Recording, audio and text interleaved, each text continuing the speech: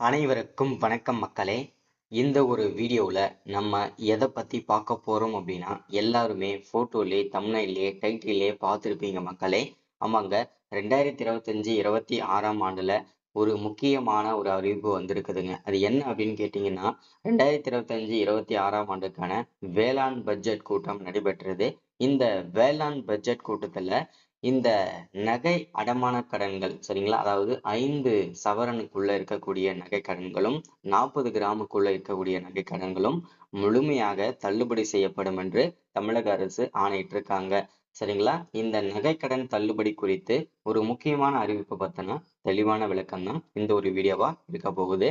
இந்த நகைக்கடன் தள்ளுபடி பெற தகுதி உள்ளவங்க யார் யாரு, தகுதி இல்லாதவங்க யார் யாரு அப்படின்றதுக்கான தெளிவான விளக்கமும் பார்க்க போறோம். அது மட்டும் இல்லாம இந்த தகுதி உள்ளவங்க பெயர் பட்டியலும் தகுதி இல்லாதவங்க பெயர் பட்டியலும் தெளிவா துல்லியமா பார்க்க போறோம். ஸோ அது மட்டும் இல்லாம என்ன ரீசன்னால தகுதி உள்ளவங்க தனியாக பிரிக்கிறாங்க, தகுதி இல்லாதவங்க யார் யாரு, அவங்க என்ன ரீசன்னால தகுதி இல்லாம போறாங்க. ஸோ இது எல்லா டீட்டெயில்ஸுமே தெளிவாகவும் துல்லியமாகவும் நம்ம பார்க்க போறோம். சரிங்களா. ஸோ அது மட்டும் இல்லாம இந்த நகை கடன்களை பொறுத்த வரைக்கும் பார்த்தீங்கன்னா, ஏற்கனவே திமுக ஆட்சி அமைத்ததுக்கு அப்புறம் 2021ஆம் வருஷம் வந்து நகைக்கடன் தள்ளுபடி செஞ்சிருந்தாங்க. அப்போ வந்து எந்த விதமான விதிமுறைகளும் இல்லாமலே நகைக்கடன்கள் தள்ளுபடி அப்படின்ற மாதிரி சொல்லிட்டாங்க. அப்போ வந்து என்ன பண்ணிட்டாங்க அப்படின்னா, நிறைய முறைகேடுகள் நடந்து விட்டது. அது என்ன முறைகேடுகள் அப்படின்னு கேட்டீங்கன்னா, ஒரு குடும்பத்துல ஒரு ரேஷன் அட்டையை வச்சு, ஒரு ரேஷன் நம்பரை வச்சு, ஆதார் அட்டையை வச்சு, ஒரு குடும்பத்துல 3 பேர் இருக்காங்க. 3 விதமான அக்கௌண்ட் ஓபன் பண்ணி, ஸோ அவங்களுக்கு வந்து ஒவ்வொருத்தர் மேலயும் தனித்தனியா 5, 5 பவுன் வச்சு, அதை வந்து தள்ளுபடியா பெற்றுட்டாங்க. இது வந்து ஒரு முறைகேடுகள். இந்த முறைகேடுகளை தவிர்ப்பதற்காக நிறைய நலத்திட்டங்கள், நிறைய நிபந்தனைகள், நிறைய வந்து பார்த்தீங்கன்னாக்கா கொண்டு வந்திருக்காங்க இந்த தடவை. ஸோ அதை பத்தின தகவலும் இந்த வீடியோவில் இருக்க போகுது. வீடியோவை ஸ்கிப் பண்ணாம பாருங்க. சரிங்களா. ஸோ கிட்டத்தட்ட 51 விதமான ஆவணங்களை தயாரித்து சேகரித்து அது எல்லாமே பரிசீலித்து அது உண்மை தன்மையை கண்டறிந்து பின்னர் தான் அப்புறம் நகை கடன் தள்ளுபடி வருவாங்க அப்படின்றதையும் சொல்லியிருக்காங்க. ஸோ அதை பற்றி பார்ப்போம். அதற்கு முன்பாக நமது கவர்மெண்ட் ஜாப் டெய்லி அப்டேட் சேனலுக்கு இப்போதான் நீங்க ஃபர்ஸ்ட் டைமா முதல் முறையா நமது சேனலை பார்க்குறீங்க, நமது வீடியோவை பார்க்குறீங்க அப்படின்னா மறக்காம சப்ஸ்கிரைப் பண்ணிட்டு பக்கத்தில் இருக்கிற பெல் பட்டனை கிளிக் பண்ணி ஆளுன்ற ஆப்ஷன்ல போட்டு வச்சுக்கோங்க. அப்போதான் நம்ம போடக்கூடிய அரசு துறையிலிருந்து வரக்கூடிய எல்லா விதமான கவர்மெண்டோட ஜாப்ஸ் அப்டேட்ஸ் நோட்டிஃபிகேஷன் இது எல்லாமே நீங்க உடனுக்குடனே நமது சேனல்ல ஈஸியாவே துல்லியமாவே தெரிஞ்சுக்க முடியும். சரிங்களா. ஸோ அது மட்டும் இல்லாம உங்களுடைய ஃப்ரெண்ட்ஸ் ரிலேட்டிவ்ஸ் கான்டாக்ட்ல இருக்கவங்க எல்லாருக்கூடயும் ஷேர் பண்ணீங்கன்னா ரொம்ப ரொம்ப பயனுள்ளதா இருக்குங்க. ஏன்னா இந்த மாதிரி முக்கியமான வீடியோஸ் அப்டேட் நோட்டிஃபிகேஷன்லாம் நமது சேனல்ல தான் ரெகுலரா அப்டேட் ஆயிட்டு இருக்கு. முடிஞ்ச அளவுக்கு எல்லாருக்கூடயும் ஷேர் பண்ணீங்கன்னா இன்னும் ரொம்ப பயனுள்ளதா இருக்குங்க. சரிங்களா. சரி, ஓகே, வாங்க வீடியோக்குள்ள போயிட்டு இதற்கான முழு அப்டேட்டுமே முழு தகவலும் தெரிஞ்சுக்கலாங்க. சரிங்களா. ஸோ 5 சவரன் நகைக்கடன் தள்ளுபடி. தகுதி உள்ளவர்கள் யார் யாரு, தகுதியற்றவர் யாரு பட்டியலை தயாரிக்க இதுக்குன்னே ஒரு குழு அமைச்சிருக்கிறாங்க. ஸோ இது எல்லாமே தெளிவா பார்க்கலாங்க. வீடியோ ஸ்கிப் பண்ணாம பாருங்க.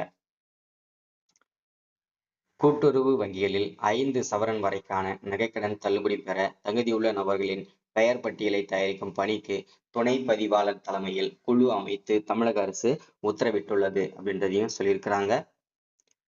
கடந்த நவம்பர், ஓகேங்களா. ஸோ நவம்பர் 21ஆம் தேதி தமிழக கூட்டுறவு உணவு மற்றும் நுகர்வோர் பாதுகாப்புத்துறை கூட்டுறவு வங்கிகளில் 5 சவரன் வரை வைக்கப்பட்டுள்ள நகைக்கடன்களை தள்ளுபடி செய்து உத்தரவிட்டது. இந்த நிலையில் நகைக்கடன் தள்ளுபடி பெற தகுதியுள்ள நபர்களின் பட்டியலை தயாரிக்கும் பணிக்கு குழு அமைத்து தமிழக அரசு உத்தரவிட்டுள்ளது. இந்த குழு தகுதி உள்ளவர்களின் பட்டியலை தயாரிக்கும் என்றும் துணை பதிவாளர் தலைமையில் இந்த குழு செயல்படும் என்றும் தெரிவிக்கப்பட்டுள்ளது. இந்த குழு நகைக்கடன் பெற தகுதி வாய்ந்த மற்றும் தகுதியற்றவர்களின் பட்டியலை தயாரித்து கூட்டுறவு சங்கங்களுக்கு வழங்கும் என்றும் தெரிவிக்கப்படும் அப்படின்னு சொல்லியிருக்காங்க. சரிங்களா. மேலும் இந்த குழு தயாரிக்கும் பட்டியல் கூட்டுறவு சங்கங்களுக்கு வழங்கப்பட்டு அதை வந்து ஆன்லைன்லயும் நாங்கள் வந்து இணையதளத்திலும் வெளியிடப்படும் என்றும் தெரிவிக்கப்பட்டுள்ளதுன்னு சொல்லியிருக்கிறாங்க. முன்னதாக நாங்கள் ஆட்சிக்கு வந்தால் கூட்டுறவு வங்கிகளில் பெற்றுள்ள பயிர்க்கடன்கள் மற்றும் நகைக்கடன்கள் தள்ளுபடி செய்யப்படும் என கடந்த சட்டப்பேரவை தேர்தலின் போது திமுக வாக்குறுதி வந்து கொடுத்திருந்தாங்க. அதே போல கடன் தள்ளுபடி பெற வேண்டும் என்ற உள்நோக்கத்துடன் நிறைய முறைகேடுகள் நடந்து கண்டறியப்பட்டதால் அதை களையும் பணியில் அரசு தீவிரம் காட்டி வந்து குறிப்பிடத்தக்கதுன்றதையும் சொல்லியிருக்கிறாங்க. சரிங்களா. ஸோ இதுல வந்து நகைக்கடன் பெற தகுதி உள்ளவங்க யார் யாரு அப்படின்றதுக்கான தெளிவான விளக்கமும் இதுல இருக்கும். சொல்றேன் பார்த்துக்கோங்க.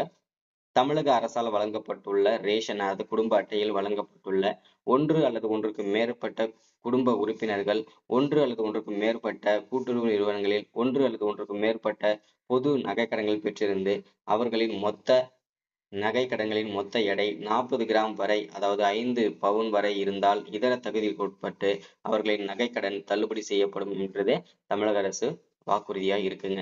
ஸோ என்னன்னா இப்போ ஒரு குடும்பத்துல 3 பேர் இருக்கீங்க அப்படின்னா அந்த 3 பேரும் சேர்த்து 5 பவுன் தான் இருக்கணும். ஒருவேளை ஒவ்வொருத்தரும் தனித்தனியா 5 பவுன் இருந்தீங்க வச்சிருந்தீங்க அப்படின்னா உங்களுக்கு நகைக்கடன் தள்ளுபடி கிடையாது அப்படின்றதையும் சொல்லியிருக்கிறாங்க. ஸோ அதை வந்து பார்க்கலாம். ஸோ இப்போ வந்து யாரெல்லாம் தகுதி உள்ளவங்க அப்படின்றதே தெளிவா பார்க்கலாம். தமிழக அரசால் வழங்கப்பட்டுள்ள குடும்ப அட்டை, ஆதார் எண் விவரங்களை சரியாக அளித்தவர்களுக்கு மட்டுமே நகைக்கடன் தள்ளுபடி வழங்கப்படும் சொல்லியிருக்கிறாங்க. அடுத்தது மறுவாழ்வு முகாம்களில் வசிக்கக்கூடிய இலங்கை தமிழர்களுக்கு நகைக்கடன் தள்ளுபடி வழங்கப்படும் அப்படின்னு சொல்லியிருக்கிறாங்க. அடுத்தது தமிழக அரசின் குடும்ப ஓய்வூதியதாரர்களுக்கு நகைக்கடன் தள்ளுபடி பெற தகுதியானவங்க அப்படின்றதையும் சொல்லியிருக்கிறாங்க.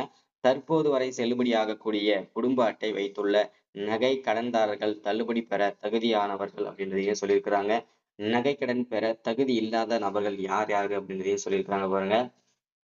2021க்கு அப்புறம் வாங்கிய நகைக்கடன்கள் தள்ளுபடி பெற தகுதி இல்லாதவங்கன்னு சொல்லியிருக்கிறாங்க. தள்ளுபடி செய்யப்பட மாட்டாதுன்னு சொல்லியிருக்கிறாங்க. குடும்ப அட்டை எண்ணை வழங்காதவர்கள் மற்றும் தவறாக வழங்கியவர்களுக்கு நகைக்கடன் தள்ளுபடி கிடையாதுன்னு சொல்லியிருக்கிறாங்க. ஆதார் எண்ணை வழங்காதவர்கள் மற்றும் தவறாக வழங்கியவர்களுக்கு தள்ளுபடி கிடையாதுன்னு சொல்லியிருக்கிறாங்க.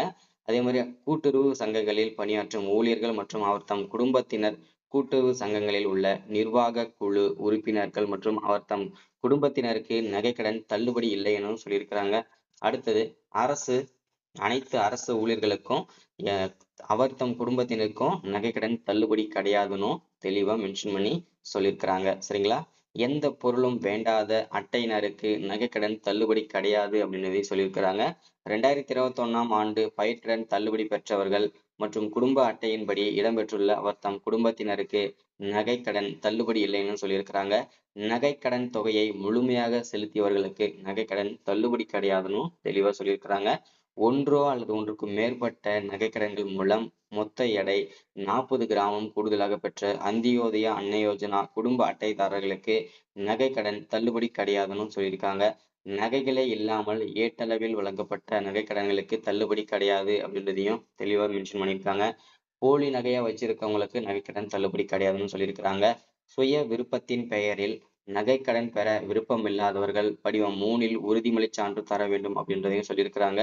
தமிழக அரசால் வழங்கப்பட்டுள்ள குடும்ப அட்டை இல்லாமல் ஆந்திரா, கேரளா, தெலுங்கானா, புதுச்சேரி உள்ளிட்ட மாவட்டங்களைச் சேர்ந்த ரேஷன் அட்டையா இருந்தது அப்படின்னா உங்களுக்கு நகைக்கடன் தள்ளுபடி பெற தகுதி இல்லாதவங்க அர்த்தம் நீங்க. அதே மாதிரி ஆதார் அட்டையில வந்து அட்ரஸ் வந்து பார்த்தீங்கன்னாக்க உங்களுடைய ஆந்திரா, கேரளா, தெலுங்கானா, புதுச்சேரி இந்த மாநிலங்கள் சேர்ந்த அட்ரஸ் இருந்ததுன்னா கூட உங்களுக்கு தள்ளுபடி கிடையாதுன்னு சொல்லியிருக்கிறாங்க. தமிழ்நாட்டுக்குள்ள இருந்ததுன்னா உங்க அட்ரஸ் உங்களுக்கு தள்ளுபடி கிடைக்கும்ன்றதையும் சொல்லியிருக்கிறாங்க. ஸோ இந்த ஸ்கீம் வந்து எப்போ இருந்து செயல்படும் அப்படின்னு பார்த்தீங்கன்னாக்கா வரக்கூடிய செப்டம்பர் முதல் வாரத்திலிருந்து உங்களுடைய நகைக்கடன்கள் அனைத்தும் தள்ளுபடி செய்யப்படும். உங்களுடைய பெயர் பட்டியல் வந்து இன்னும் ஒரு சில தினங்கள்ல ஆன்லைனில் விடுவாங்க. ஸோ அதை அப்டேட் பண்றேன். ஸோ மறக்காம சப்ஸ்கிரைப் பண்ணுங்க, லைக் பண்ணுங்க, ஷேர் பண்ணுங்க. தேங்க்யூ.